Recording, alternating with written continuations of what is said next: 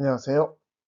균형 잡힌 신앙생활을 위한 재정 세미나 첫 번째 단원인 세상 방식과 반대로 하라의 마지막 네 번째 시간을 갖겠습니다. 우리가 이 세상을 살아갈 때 보면은 하나님의 그 섭리에 대해서 이야기하는 경우가 많습니다.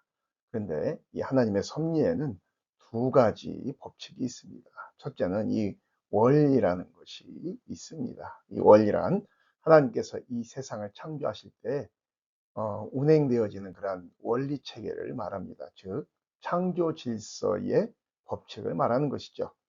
이것은 믿는 사람이나 믿지 않는 사람이나 똑같이 하나님께서 주신 그러한 은혜입니다. 하나님께서 모든 인류에게 차별 없이 주시는 은혜와 복을 말하는 것이죠. 예를 든다면 하나님께서 이 바닷속에 그 수많은 물고기들을 우리에게 주셨죠.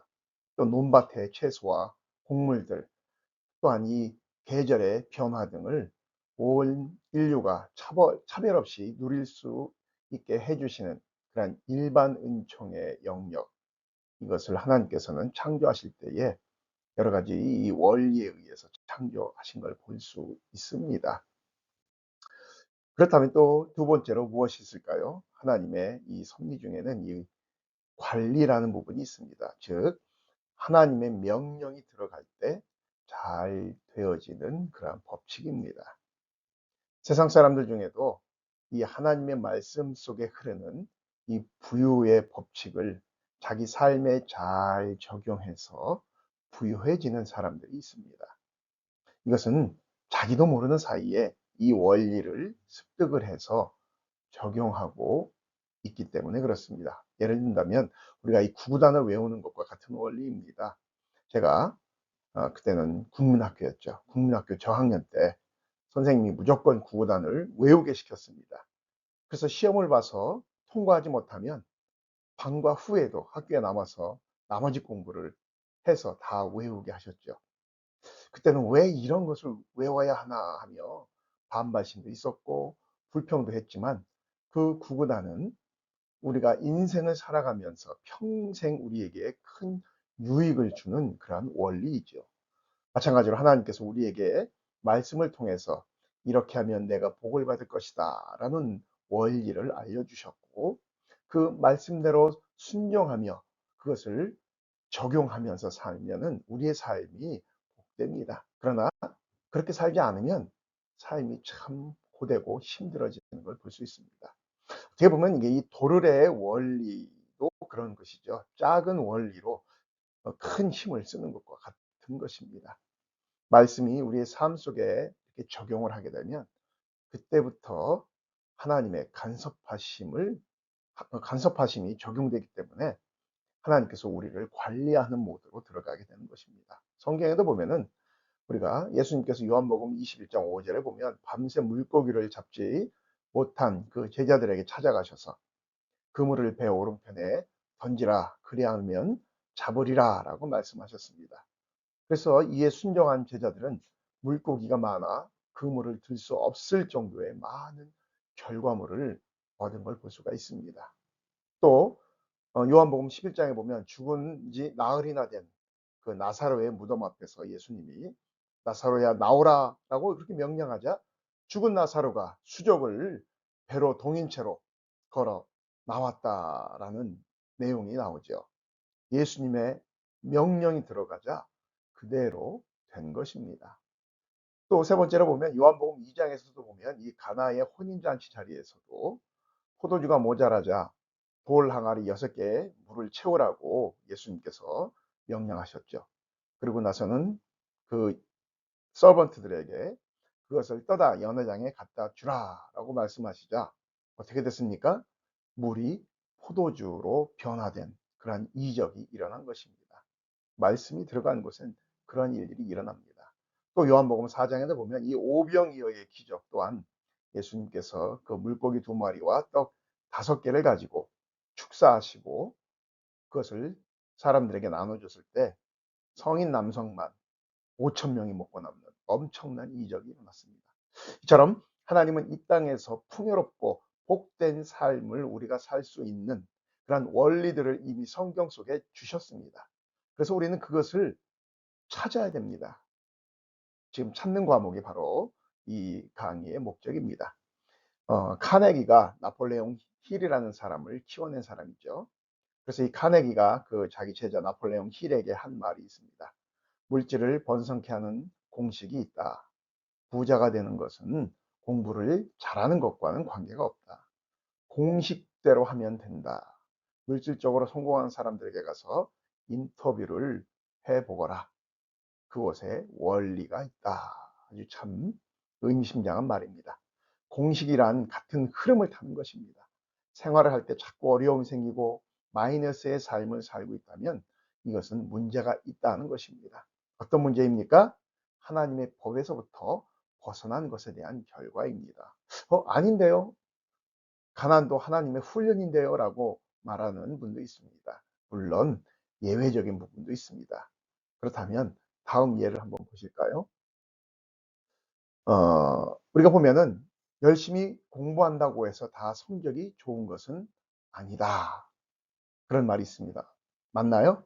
예, 맞는 말입니다. 그러나 성적이 좋은 사람들 대부분은 열심히 공부한 사람이다. 이 말도 맞죠. 예. 자, 이 두 문장 중에 보면은 공통적으로 나오는 것이 무엇이 있습니까? 열심이라는 부분이 핵심입니다. 이것이 일반적인 성공의 조건이라는 겁니다. 그런데 예외적으로 1% 정도 되는 머리가 좋은 사람은 열심히 안 해도 성적이 잘 나오는 경우가 있어요. 그러나 이런 경우는 아주 드문 현상입니다. 그런데 이런 1 내지 2%의 극히 드문 현상을 일반화시키면 하나님의 섭리가 무너져 버립니다. 모든 부분은 하나님의 섭리가 있습니다. 하나님의 섭리 속에는 또 원리가 있고요. 하나님의 법을 따라가는 것이 원리인 것입니다. 우리가 보면 이 개척교회들이 참 많이 어렵습니다. 요즘은 특히 더해요. 그런데 시편 24편 1절에 보면 땅과 거기에 충만한 것이 여호와의 것이다 라고 말씀하고 있죠. 모든 만물이 하나님의 것인데 하나님 기뻐하시는 사람들에게 물질을 주시지 않겠습니까? 하나님 기뻐하시는 일은 영혼 구원입니다. 만물의 주인이신 하나님께서 그런 개척교회에 물질을 계속 부어주셔야 하는데 그러지 못한 경우가 많습니다. 그래서 그런 교회가 문을 닫는 경우도 많은데 그 이유는 여러분 성도가 없어서가 아니라 무엇이 없어서 닫는 것입니까? 물질이 없어서 닫는 경우가 많습니다. 만물의 주인이신 하나님은 왜 당신이 가장 좋아하시는 그 영혼 구령 사업을 하는 그러한 교회에 돈을 안 주셔서 물질을 안 주셔서 교회가 폐쇄되어지게 하는가?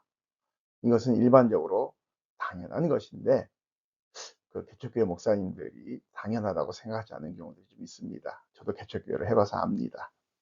목사님들이 제자 교육이나 전도 프로그램이나 새신자 정착 등에 대한 그러한 것들은 많이 준비하시는데 정작 참 실질적인 것, 현실적인 그 물질이 준비되지 않는 경우가 많아요. 근데 그 이유를 가만히 보면 목사님들이 참 믿음이 좋아요. 돈은 하나님이 준비하실 것이다 라고 믿는 경우가 있습니다. 어찌 보면 가장 중요한 부분은 전혀 준비하지 못하고 있기 때문에 힘만 들고 결국은 참 교회의 문을 닫는 경우들도 있습니다. 너무나 참 안타까운 일이죠. 여러분, 이 유대인들의 교육을 우리가 좀 살펴볼 필요가 있습니다. 그들은 어려서부터 돈에 대한 교육을 아주 철저하게 받습니다. 그래서 잠언 112편이나 잠언 22장 이런 것에 보면은 그런 내용들이 많이 나와요. 그래서 유대인들을 부러워하고 그들의 교육이 좋다라고는 우리가 잘 알고 있지만 그들의 그런 교육이나 특히 경제 교육에 대해서는 연구를 잘 하지 않습니다. 잠언 22장에도 보면 물질보다는 명예를 택하라고 말하고 있죠. 왜 그렇습니까? 많은 기독교 사업가들이 신앙에 함몰되어서 물질에 힘들어하는 것을 보게 됩니다. 우리가 이 땅에서 원하는 것은 재물과 영광과 생명이죠. 그런데 잠언 22장 4절에서는 겸손과 여호와를 경외할 때에 이것들을 얻는다라고 우리에게 말씀하십니다. 즉 말씀 안에 원리가 있다는 것입니다. 그래서 잠언 22장 6절에 보면 마땅히 행할 길을 아이에게 가르치라고 말합니다. 여러분, 방법이 아닙니다. 길을 가르치라라고 하고 있는데, 여기서 가르치라라는 말은 teaching이 아니라 training입니다. 계속 훈련해야 된다는 거예요. 한번 듣고 말아서는 안 된다는 것입니다. 그래서 유대인들이 이 성인식을 할 때 보면은 주로 세 가지를 선물로 받습니다. 첫째는 토라, 말씀이죠. 성경을 받고, 두 번째는 시계입니다. 즉, 시간의 중요성을 알라는 것이죠. 그리고 세 번째로는 많은 이때 현금을 받습니다. 그러면 이 현금을 받은 것을 어떻게 합니까? 복리로 투자를 해서 훗날 이 12살, 13살에 성인식을 하니까 나중에 이제 대학교가 다 졸업하고 나면은 23, 4 되잖아요. 한 10년 정도를 이 받은 그 현금들을 은행에다가 넣어놔서 이자가 붙게끔 합니다. 그리고 대학을 졸업하고 나오면 바로 이제 그 돈을 가지고 시드머니가 되어서 사업을 하던가 합니다. 그러니 우리하고는 경쟁이 되질 않지요. 그래서 유대인들에게는 율법이 두 가지가 있습니다. 우리가 잘 아는 그런 이야기이기도 한데, 하라라는 말과 하지 말라라는 말입니다. 하라라는 말 두는 율법에 보면 248번이 나오는데, 이것이 인간의 뼈와 모든 장기의 숫자라고 그래요. 또 하지 말라 두 낫은 365번 나오는데 1년의 날수와 같지요. 특히 레위기에 가장 많이 나옵니다. 유대인들은 모세오경을 가르칠 때 창세기부터 가르치는 것이 아니라 레위기부터 가르칩니다. 왜냐하면 문제 원리를 푸는 열쇠가 레위기에 있기 때문에 그래요. 법에 대한 이야기잖아요. 제사나 피나 대가 지불 등이 나오는 곳이 레위기입니다. 613개의 계명 중 레위기에 246개가 나옵니다. 구약의 대부분은 생활 구원에 대해서 이야기하고 있기 때문에 이것을 잘 지키는 자들은 일상생활에서 풍요로울 수밖에 없는 것입니다. 또한 우리가 어떤 문제가 생기면은 우리 기독교인과 유대인들은 이 문제 해결 방법부터가 틀립니다. 우리는 어떤 문제에 봉착하게 되면 코스대로 하죠. 우리 기독교인들은 어떻게 합니까? 처음에 먼저 기도 골방에 들어가죠. 기도합니다. 그래도 안 되면 이제 금식을 하죠. 자, 그런데 금식 기도해도 안 되면 그 다음 단계는 뭐가 있습니까? 없습니다. 없어요. 반면 유대인들은 우리하고 똑같이 합니다. 기도하고 그들도 금식을 합니다. 그런데 그들은 여기서 한 단계를 더 들어갑니다. 뭘까요? 구제입니다. 성경에 나옵니다. 많은 사람들이 물질의 문제가 생기면 우리는 어떻게 해요? 기도할 때 그 모든 게 한 방에 해결되기를 하나님께 기도하죠. 그러나 그런 경우는 결코 없습니다. 서서히 풀어집니다. 한 방에 1%라면 99%는 서서히 풀어지게끔 되어 있어요. 성급해지면 더 큰 위기가 옵니다. 그럴 때에 이렇게 자기의 물질을 가지고 다른 사람을 돕는 구제의 큰 포인트가 작용이 되어집니다. 유대인들은 이것을 압니다. 성경에도 이걸 이야기하고 있습니다. 여러분, 복에는 두 가지 개념이 있습니다. 성경적인 관점의 복은 두 가지가 있는데, 첫째는 조건이 없는 복이에요. 이건 선물로 주신 겁니다. 여러분, 선물은 구하지 않아도 주어지는 것들입니다. 그래서 유대인들의 그러한 이야기들 중에 보면 내가 할 수 있는 것을 하나님께 복으로 달라고 하지 말라. 여러분, 물이라든지 공기라든지 햇볕이라든지 봄에 씨를 뿌리면 가을에 걷어들이는 것, 이런 것들을 놓고 우리는 기도하지 않습니다. 또 봄, 여름, 가을, 겨울이 주는 그런 유익들도 있죠. 또 부모가 자식을 양육하며 제공하는 것들, 이런 것들은 다 선물이에요. 봄에 씨를 뿌리면서 농부가 싹이 나오길 간절히 기도하던가요? 이것은 기도하지 않아도 자연히 싹이 나오고 열매가 맺게 되어 있는 것들입니다. 그래서 선물로 주시는 것은 우리가 기도하지 않아도 주시는 거예요. 다만 어떻게 해요? 감사함으로 그런 걸 취하면 됩니다. 그래서 하나님 앞에 감사함도 드리고 감사로 표현을 하는 거예요. 자, 그런데 두 번째, 그 외의 것은 조건이 있는 복입니다. 거기에는 희생이 따릅니다. 그래서 기독교의 복은 우리가 블레싱이라고 말하죠. 성경의 주제는 여러분 구원이라기보다는 복입니다. 그래서 유대인들은 시편에서도 시편 1편에 보면 제일 앞에 1장에 복 있는 사람은 복에 대해서 언급합니다.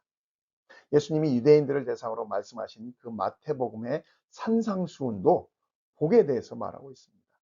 그런데 그 복에는 항상 조건이 따릅니다.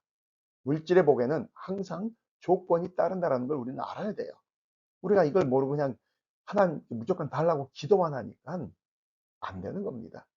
우리가 기도할 때 잘못 기도하는 것이 그거예요. 대부분의 복에는 조건이 수반되는 복입니다. 그런데 우리는 그 복을 조건 없이 그냥 달라고 합니다. 강도도 아니고. 그래서 많은 사람들이 복을 받지 못하는 것입니다. 기도가 잘못되었기 때문에 그래요. 그 조건이라는 게 무엇입니까? 우리는 마태복음에서 보면 이거 산상수훈에서 볼 수가 있어요. 긍휼히 여기는 자는 복이 있나니 저희가 긍휼히 여김을 받을 것이며. 여러분, 텅 빈 교회에서 두 사람이 기도를 하고 있습니다. 저 앞쪽에서 기도하는 사람은 지금 당장 5만 원이 필요해요. 그래서 그걸 하나님께 큰 소리로 간절히 구하고 있습니다. 그런데 뒤쪽에서 기도하는 사람이 도저히 그 앞쪽에서 기도하는 사람의 기도 소리 때문에 자기 기도가 집중하지 못하는 거예요. 그래서 그 사람의 기도하는 문제를 하도 크게 하니까 들었죠. 그래서 자기가 해결해 주기로 뒤에 앉아 있었던 분이 작정을 합니다. 그래서 그 사람에게 가서 자기가 호주머니에 있는 돈 5만 원을 그 사람에게 줍니다. 그 사람은 기도가 응답되었다면서 기도하며 뛰어나갑니다. 자, 그리고 나서 이제 이 뒤에 앉아있던 사람이 조용한 가운데 하나님께 자기 문제를 놓고 기도합니다. 하나님, 하나님께서 긍휼히 여기라 하셔서 제가 저 앞에 있던 사람을 긍휼히 여겨서 그의 필요를 제가 채워줬습니다. 하나님, 이제 저를 긍휼히 여겨 주시옵소서. 저의 100만 원을 해결해 주시옵소서. 어떻게 되었겠습니까? 여러분, 기도 응답이 잘 되는 비결이 있습니다. 어떤 사람은 문제가 안 풀려서 늘 새벽에 나와서 울며 기도하는데도 불구하고 잘 안 풀리는 경우가 있어요. 기도란 주여 나를 긍휼히 여기소서라고 부르짖는 것입니다. 주여 나를 불쌍히 여기소서라고 호소하는 것입니다. 이미 답은 나와 있습니다. 긍휼히 여기는 자를 긍휼히 여긴다라는 것입니다. 사람을 긍휼히 여기고 있는가 살펴보라는 것입니다. 일상에서 사람을 무시하고 아무런 관심도 없다가 내게 문제가 생겼을 때만 하나님께 나가서 나를 긍휼히 여겨달라라고 한다면 여러분, 하나님께서 나를 긍휼히 여기시겠습니까? 마태복음 5장 23절과 24절에 이에 대해서 잘 말씀하고 있어요. 그러므로 예물을 제단에 드리려다가 거기서 내 형제에게 원망 들을 만한 일이 있는 것이 생각나거든 예물을 제단 앞에 두고 먼저 가서 형제와 화목하고 그 후에 와서 예물을 드리라 라고 말씀하고 있습니다. 그래서 이 하나님의 복에는 두 가지 원리에서 나옵니다. 생육하고 번성하라 많이 들은 말이죠. 하나님께서는 복을 주시면서 첫째 하나님께서 복을 주시면 첫 번째로 나타나는 현상이 번성하게 된다는 것입니다. 우리가 원하는 것이 번성이죠. 그리고 두 번째는 뭡니까? 뭔가 우리가 잘못되어서 죄를 짓거나 그러면 우리의 상황이 막히게 됩니다. 막힌 것을 뚫어주시는 것이 또 복입니다. 즉 번성케 하거나 막힌 것을 뚫어주는 것입니다. 여러분 이 영어 단어 이 기브의 명사가 기프트입니다. 아무 대가 없이 무엇인가를 상대방에게 주면 받는 사람은 그것은 선물로 받는 것이죠. 나로 인해 상대방이 부욕해 되는 원리입니다. 예수님께서 당신의 몸을 십자가에서 대속의 제물로 피 흘리심으로 인류는 구원이라는 커다란 선물을 받았습니다. 그래서 이 블레싱, 이 축복, 복의 어근이 블리딩입니다. 예수님의 피 흘리심이 온 인류에게 축복이 된 것이죠. 모든 번성의 원리의 기본은 그래서 피 흘림에 있습니다. 내 것을 희생하면 손해보는 것 같습니다. 당장은.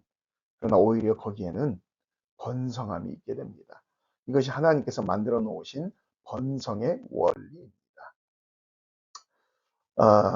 몇 가지 예를 좀 들을게요. 첫 번째 보면은 제가 전에 섬겼던 교회에 젊은 그 집사가 있었습니다. 그 케이크숍을 이 레터링 케이크숍을 열었는데 2023년 12월 24일이 주일날이었습니다.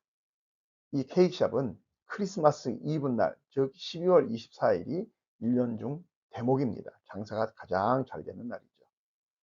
그래서 이 젊은 부부는 12월 초에 이 문제를 놓고 잠시 고민을 했다고 그래요. 24일 날 오전 예배를 드리고 케이크샵 그 문을 열어서 장사를 할 것인가, 아니면 온전히 주일 성수를 지킬 것인가. 기도하던 중에 결국 이 부부는 그날 매출을 포기하고 온전히 주일을 지키기로 서로 약속을 했다고 그래요. 그런데 며칠 후에 놀라운 일이 벌어졌습니다. 그 군 보건소에서 보건소 직원들에게 선물할 케이크 40여 개를 12월 23일까지, 즉 토요일이죠, 맞춰달라는 주문이 들어온 것이에요. 주일도 범하지 않게 되었고, 그들이 생각했던 것보다 그날 문을 열어서 매출을 올리는 것보다도 훨씬 더 많은 그러한 주문이 들어온 것입니다. 주일을 온전히 하나님께 드리기로 마음을 먹자 하나님은 그 부부들에게 더 큰 선물을 주셨어요. 번성의 원리죠. 또 한 가지가 있습니다. 한 목사님이 청년 때, 그분이 이제 청년 때는 목사가 아니었죠. 양봉을 하셨다고 그래요. 근데 하루는 그 수레에 그해 정말 꿀이 너무 잘 돼가지고 그 리어카에다가 그 꿀들을 실은 그 단지를 싣고 비포장도로를 이렇게 끌고 가다가 그만 꿀 한 통이 떨어져서 깨져버린 겁니다. 그 깨진 꿀이 너무나 아까워서 이분이 그 옆집에 가가지고선 대야를 얻어다가 그 바닥에 흘린 꿀들을 이렇게 담아서 거기다가 채워 넣었습니다. 시간이 흐르니 이 꿀과 불순물이 이렇게 분리가 되었지만 상품성은 없는 것이었죠. 그런데 그분 가정에 소도 키우고 있었는데 그 암소가 그해 여름에 새끼를 낳았는데 이 기력을 회복하지 못하고 일어나지 못하고 죽으려고 하더라는 거예요. 그래서 이분이 막걸리를 사다가 그 꿀과 그 불순물이 섞여 있던 그 꿀 위에 있는 것만 이렇게 떠가지고 막걸리랑 섞여가지고서는 섞어서 막 그 소에게 먹였답니다. 그러더니 그 소가 금방 기력을 회복하더라는 거예요. 그런데 그 해 너무 더웠는데, 그러다 보니까 그 해에 그 주위에 이 소들이 그렇게 새끼를 낳고 똑같이 기력이 없어가지고 일어나지 못하고 죽어가는 소들이 여러 마리들이 있었다는 겁니다. 그대로 놔두면 소가 죽어서 값이 나가지 못하기 때문에 굉장히 힘들어 하는데, 이 소식을 들은 이분이 그 집에 가서 그 소 주인에게 그 소를 팔으라고 했다는 것입니다. 근데 그분은 그 소 주인들이 제시하는 돈보다 더 웃돈을 주고 그 소들을 사왔다고 그래요. 얼마나 마음이 아프십니까 하면서 위로하면서.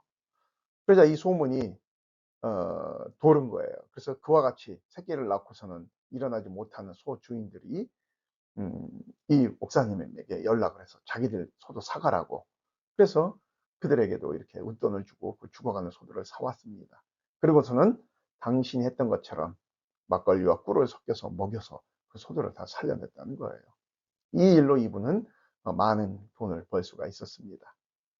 다른 사람들은 어떻게든지 그런 상황 속에 있는 소를 살려고 하면 더 깎으려고, 값을 깎으려고 했지만, 이 목사님은 오히려 웃돈을 더 주면서 그 소 주인들을 위로하자 서로 이 목사님에게 소를 팔려고 했다는 겁니다.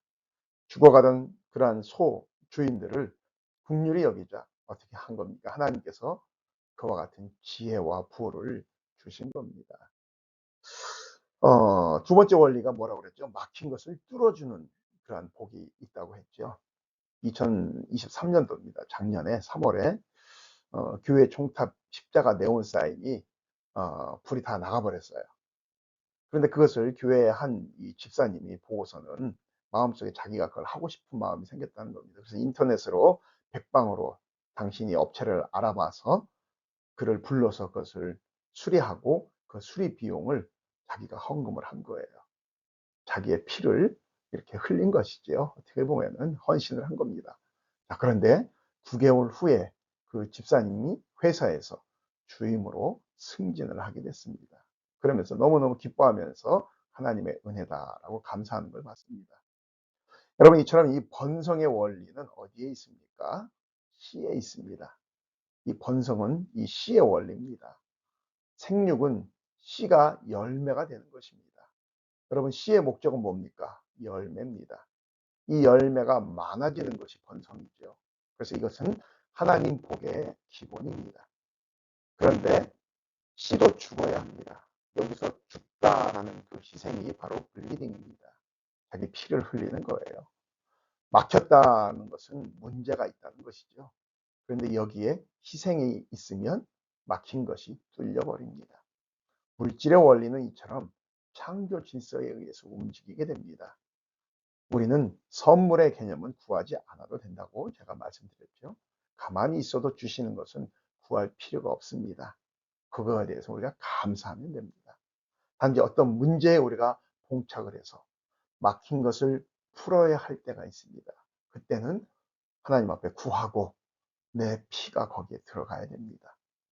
생명의 원리가 물질적인 부분에서도 똑같이 돌아가고 있기 때문에 그렇습니다.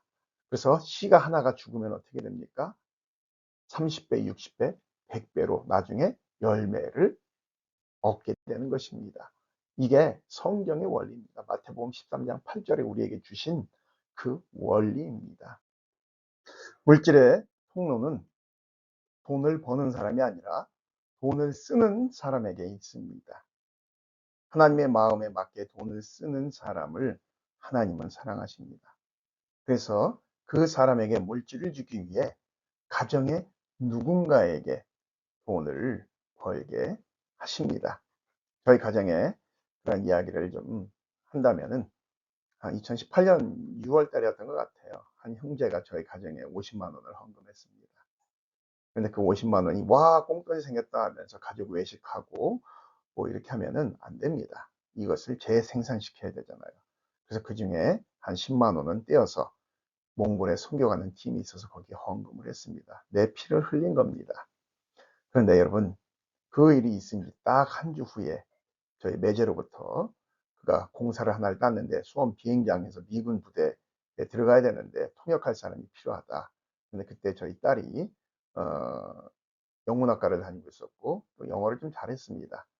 또 한 6개월 또 휴학하고 있는 중이었기 때문에 저희 딸을 추천을 해줬고 6개월 계약직으로 발탁이 되어서 한 달에 300만 원이라는 그 돈을 6개월간 매달 받게 되었습니다. 여러분, 대학생이 한 달에 300만 원 버는 알바를 어디서 할 수 있겠습니까? 이게 원리입니다. 이게 원리예요. 여러분, 교회는 왜 돈을 세속적으로 봅니까? 돈에 대해서 이야기하면 교회는 이 세속적으로 생각을 합니다. 돈을 사랑함이 일만하게 뿌리다 라고 배웠기 때문에 그래요. 이 말은 맞습니다. 돈을 사랑하는 것이 문제입니다. 그런데 여러분, 유대인들은 자녀들에게 어떻게 가르칩니까? 아이들아, 내가 하고 싶은 일을 하려면 먼저 돈을 벌어라 라고 가르친다고 그래요. 내가 돈을 다스리면 돈은 너의 충성스러운 종이 되지만 돈의 지배를 당하면 돈은 흉악한 폭군이 된다. 이렇게 가르칩니다. 돈이란 하나님 나라 확장을 위해 대단히 중요한 것이란다 라는 말을 어릴 때부터 쭉 듣고 자랐던 아이들과 돈을 사랑하면 일만하게 뿌리다. 우리가 돈은 좀 멀리 해야 돼. 자꾸 돈 얘기하지 마. 이런 식으로 교육받은 사람 중 누가 더 경쟁력 있는 세상을 살아갈 수 있겠습니까? 말씀을 이제 정리를 하려고 합니다. 우리가 이 세상을 살아가는 데 있어서 굉장히 참 중요한 그러한 시대에 우리는 살고 있습니다. 특히 지금은 이 돈이 우리를 지배하는 어떻게 보면 그러한 시대에 살고 있다라고도 볼 수가 있어요. 그런데 이럴 때일수록 어떻게 해야 되는 것입니까? 우리는 이 성경의 원리대로 가야 됩니다. 성경에서 어떻게 우리에게 물질에 대해서 이야기하는지 그것을 우리가 잘 살펴보고 보물을 캐듯이 말씀 안에서 이러한 부분들을 캐내야 됩니다. 그래야만이 우리의 삶이 풍요롭고 우리가 더 기쁘고 힘있게 주의 일을 할 수 있게 됩니다. 여기까지 들어주셔서 감사합니다.